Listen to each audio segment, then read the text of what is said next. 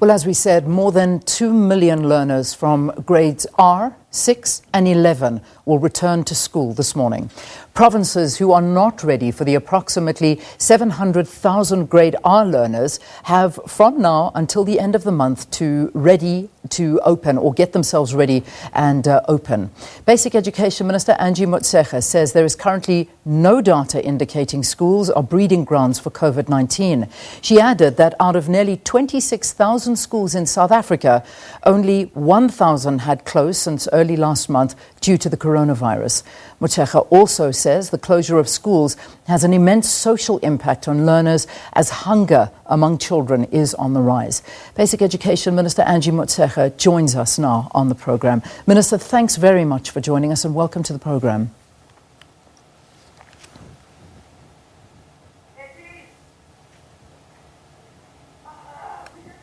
All right, looks like the Minister, let's just get her mic open. There we go. No, I have. Excellent, good. All right, Minister, I think we can hear you now, so good to have you with us. Thanks for joining us. No, thank you very much for having me. All right, Minister, let's begin with grade Rs. Have any provinces said that they are not ready, specifically referring to KwaZulu-Natal, Limpopo and the Northwest? So it's Natal, Limpopo, Northwest. The Northern Cape is going to start next week, and Free State also. Not all centers will be able to operate. Okay. And KZN also. All right. That accounts for. Please continue. Yeah, I'm saying in KZN also. Accounts for quite a large portion of grade Rs that are not going to be going back to school today. So I think the question needs to be asked, why was the decision made in the first place to go ahead and open grade R?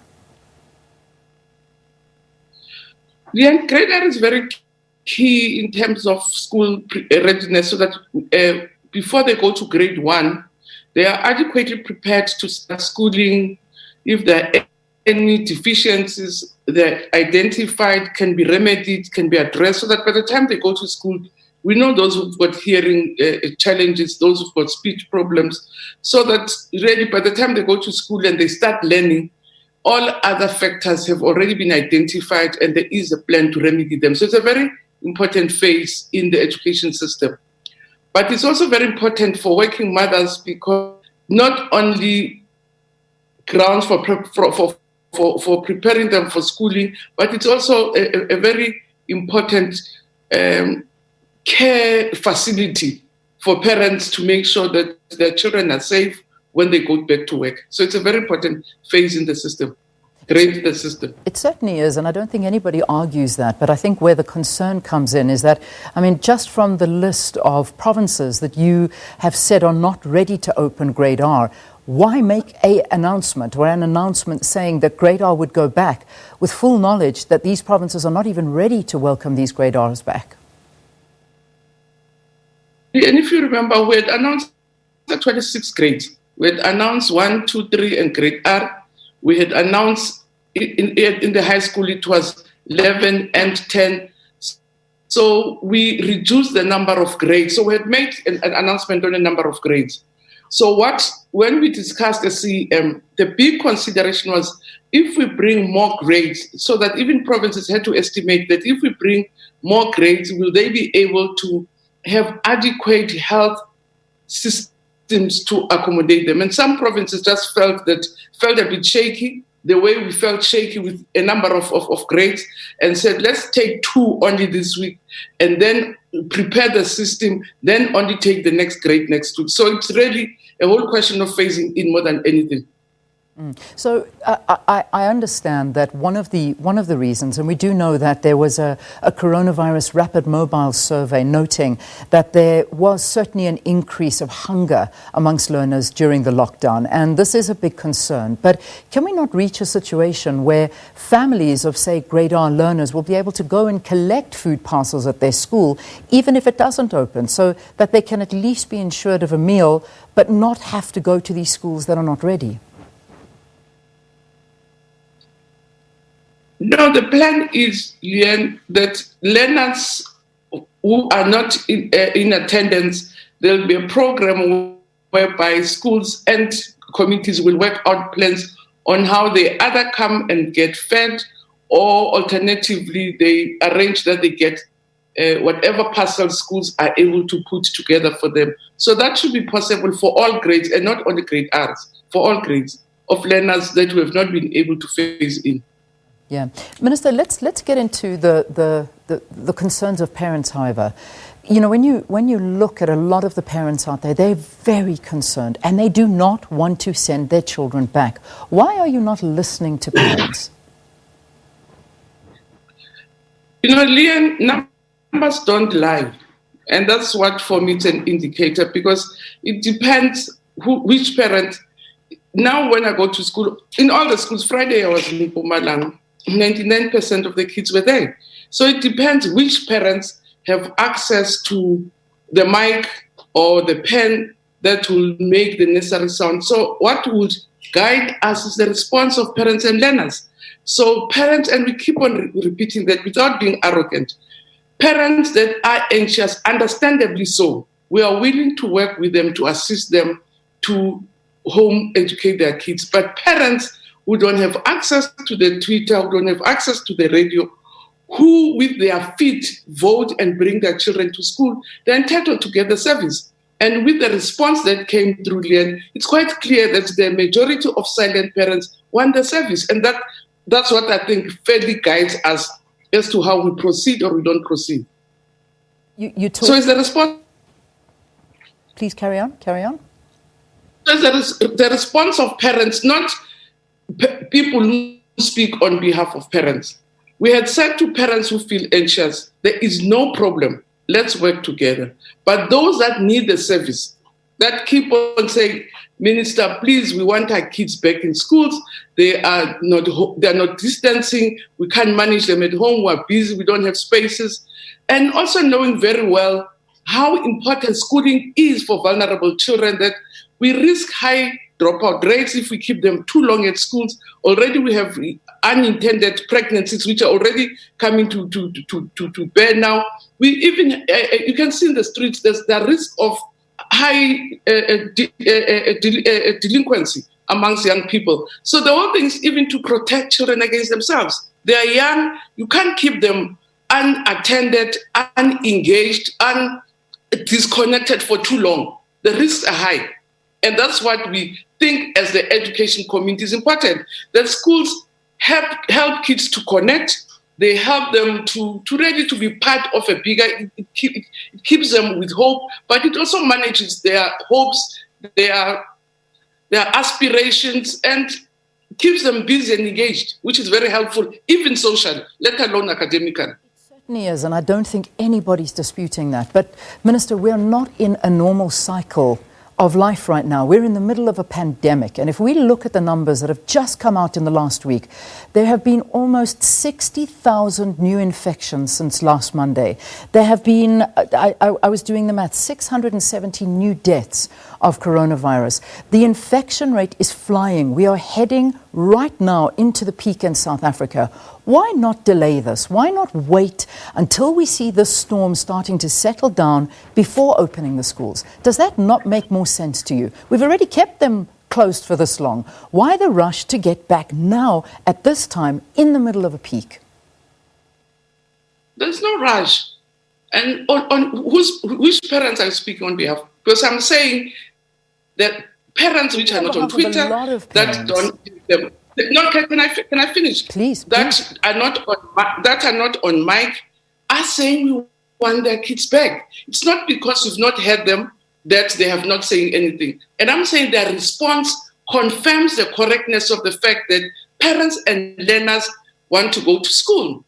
What we also understand, Lian, is that we are going to live side by side. You are at work with the virus. You are at work, I'm at work. We have accepted that we have to use the other tools to protect ourselves. We cannot run forever. To say when the storm is, I think we've been having different predictions. Some were saying the storm is going to come in June, July.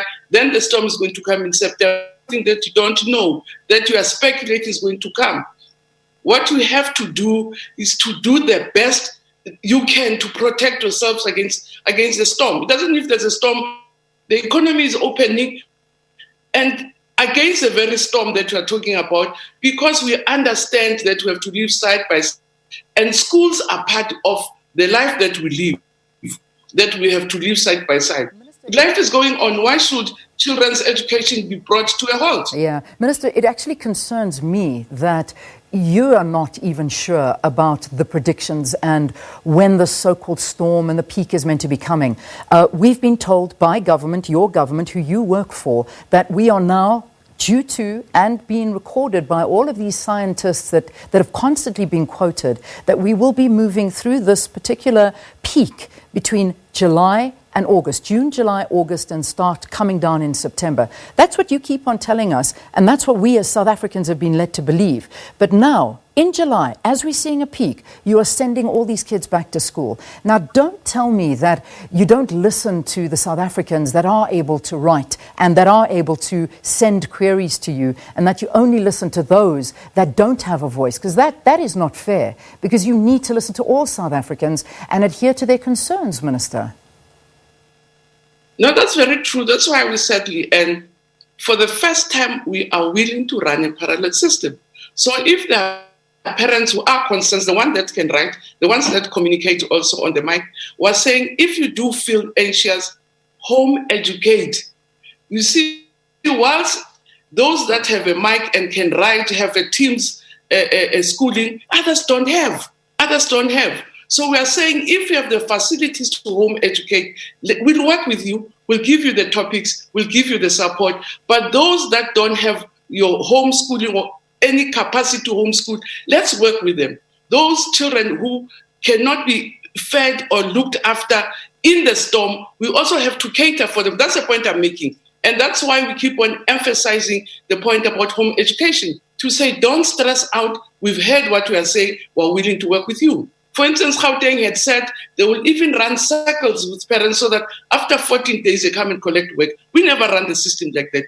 We're saying if you don't bring your child in the next 10 days, we won't deregister them. We don't work like that. It's because we're listening to parents who are concerned, who are anxious. But what the point I'm making is, those that can afford to keep their kids at home, those that can afford to feed them and do all the good things that needs to be done with children, they should allow us also to work with those parents that want their kids to come back to school, those also that need the service. It would be unfair also to listen to one side only and act on the basis of the one side. We have to balance things out and make sure that we respond in terms of the concerns of both sides. Let's talk to the we know the numbers now.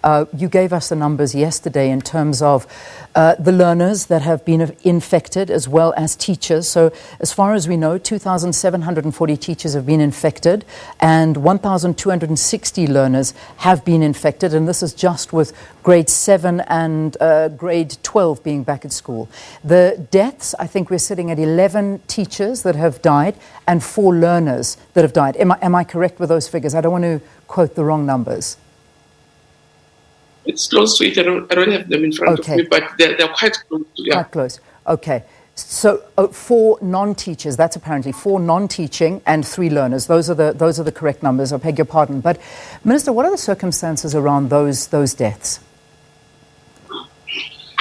You know, when I checked with especially the educators that succumbed to the virus, I was told that the majority of them were not even able to come and report. So which means it would have been infections and deaths which occur in the community like other people. So teachers being parts of the communities where they live, I think when there's a virus, we are also equally affected. So those would have been people who definitely would have been infected in communities before we open schools. So those are the circumstances. So even the 3 learners I was told succumbed in the Eastern Cape, I wanted to check what happened. So it's learners that had obviously been infected in communities, not in schools. But let me just answer as far as you. So you're saying that none of the schools were closed due to these fatalities, these deaths. Of those fatalities, none of the schools that those learners and teachers were attending were closed due to this? No, not the deaths. Schools close the same way like your SABC will close if there's an incident of a worker who had been has confirmed been infected who had been in the vicinity. Shops do it now regularly because that's what is happening. They discover that one of the workers has just been confirmed, and therefore to contaminate, you then have to close for certain days and clean the place. So the closing of schools is not necessarily linked to deaths. There are a number of factors that will result in the closing of schools, which will be the same pattern with police stations, clinics, and most other institutions which have had to close and open.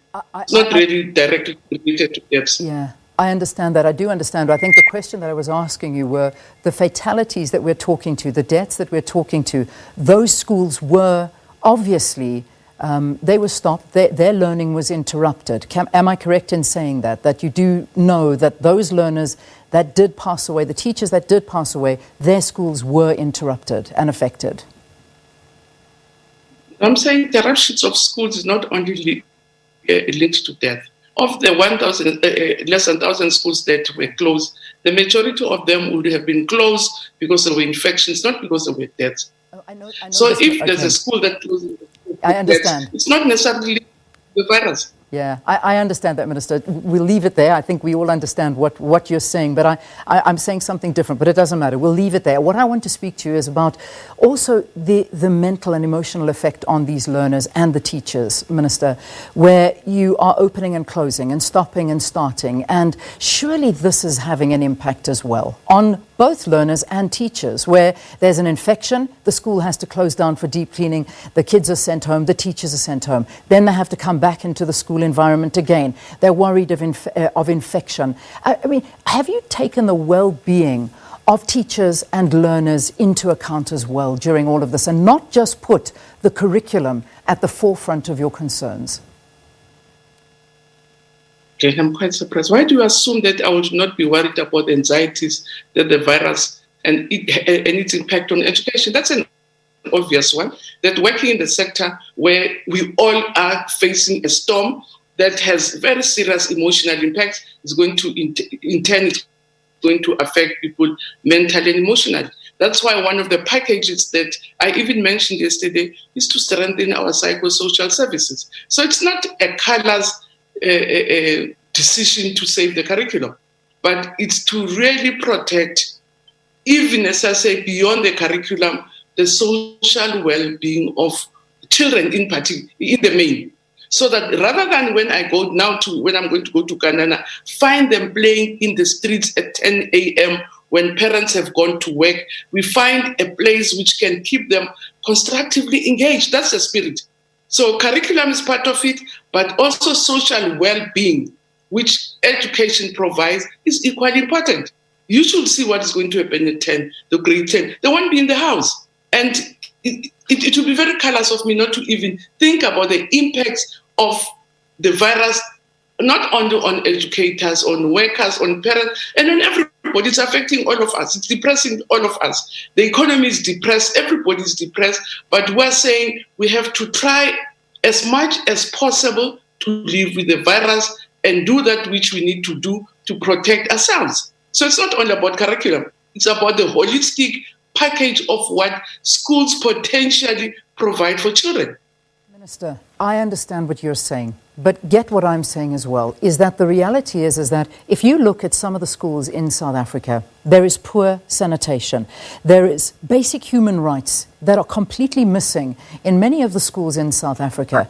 No running water, no basic hygiene in any way. Now, the desks are not even there. Some don't even have roofs over their heads. And this is the reality of the education system in South Africa. I'm not saying the whole education system, but the reality is that there's one school like that, it shows your failure. And do you believe, and can you accept that during this particular pandemic and what we are going through, that your failures in your department are being highlighted in a very, very big way? And that we have owned up to say some of our problems that have been recurring in the system have really made it difficult for us to operate easily. And that's why even the phasing, besides the health challenges that are there, your private schools, which are well-resourced, have been able to open for all grades. And clearly, the failures in in the public system to be able to provide for all the needs of the 14 million learners and the 26,000 schools that it's in charge of have really caught up with the system and are creating problems. And I'm glad to call it the reality. So it's the reality that we went with Corona, and it's not the reality that the coronavirus is able to solve within the 3 months, but we acknowledge this have made it even more difficult to operate under the virus. But we are saying with all those that we are citing, we are trying to do the best we can to protect the lives of children against themselves, against the challenges that are facing us. That sitting home does not solve sanitation. Sitting home does not put the roof. And so it's an issue, it's a problem indeed, but it does not necessarily solve the problem that we are trying to solve around getting them back to school. Yeah. A final question, Minister. I know that we're entering into time constraints now. We talk about, I'm hearing from some of the viewers saying that they've been told that the Department of Education has threatened to deregister children that will be homeschooled. Is this fair? Do you know anything about that? Is that something that's being threatened? And also, when you say that grade R must be ready before the end of the month, the schools we're talking about, if they're not ready, then what happens? We'll deal with it when we get there. So we work with the province. So I can't announce here to say if the province says by end of July they give you reasonable reasons that really make it difficult for them, then I would say this is what is going to happen. I work with MECs, I'm not their principal. We'll work together to see how we deal with challenges that they will be facing province by province. Okay. In terms of threatening children who are homeschooling, I've just said when I started with you to say, according to the Schools Act, if children don't report to school for 10 days, we normally remove them from the register. But we have agreed now to say if parents still want to wait a little, they should not deregister them. So, but you can't be homeschooled and school because it means you are registered elsewhere. You can't be in two systems. If you are home educating, we have registered in home education, which you do with us. You can't be on two registers at the same time. So it's not punishing you. You have to decide. You want to home educate, register as home education, that's fine. You want to remain and wait a long time, give us an indication that you are waiting for the storm to pass. You're going to come after you've seen the storm passing. And then we're saying we'll wait for you. All right, Minister, just one last question to you. I know we're going to probably lose you, but I have to ask you, the curriculum. Is there a chance that this curriculum may be pushed even later? Because there is a lot of work to catch up. And there may be more delays and schools may close again. Will you push this? Could we see exams being written at the beginning of next year, perhaps, or something? Are you too scared to mess with that, or is that a tool that you do have that you can still work around? That's an obvious one. And our main objective or our main function as a department is around curriculum. We've started looking at the curriculum even during the lockdown to say if we open on this day, this is what. So what are the fundamental skills for grade 3, that if we have an opportunity, so the trimming we will be able to attend to. The trimming of the curriculum is an ongoing process. We had hoped to have the grade 10s, we're not having them. So which means the curriculum team has to check what is it that we can still remove for 2020 and be able to incorporate it in 2021. Because what we've done then is to combine 2020 and 2021 so that the topics that we're not able to cover in 2020 for all the internal grades, they'll be taken into 2021, and we change the calendar to make sure that we have more teaching days, and that is and more teaching hours, and that is an ongoing exercise that our officials are working on. So there's nothing too scared about. It's a reality, and we are facing it. Where we are trying to make sure that we don't interfere a lot into grade 12s. So what we've decided is that instead of starting to write exams in October, we will start our exams late in November and end up December towards Christmas and only start marking in January. So that also we have accommodated. But again, we are working with Umalusi. If we find that learners had too many disruptions, consider it, because it's the reality of our lives, and we have to make sure that we also live realistically within the reality that we find ourselves in. We have to leave it there, Minister. Thank you very, very much for your time. That was the Minister of Basic Education, Angie Motshekga, talking to us about schools going back. Of course, we've heard now grade R, 6 and 11 learners returning to school today. That's on top of grade 12 and 7 that already have been at school. All right, we're well in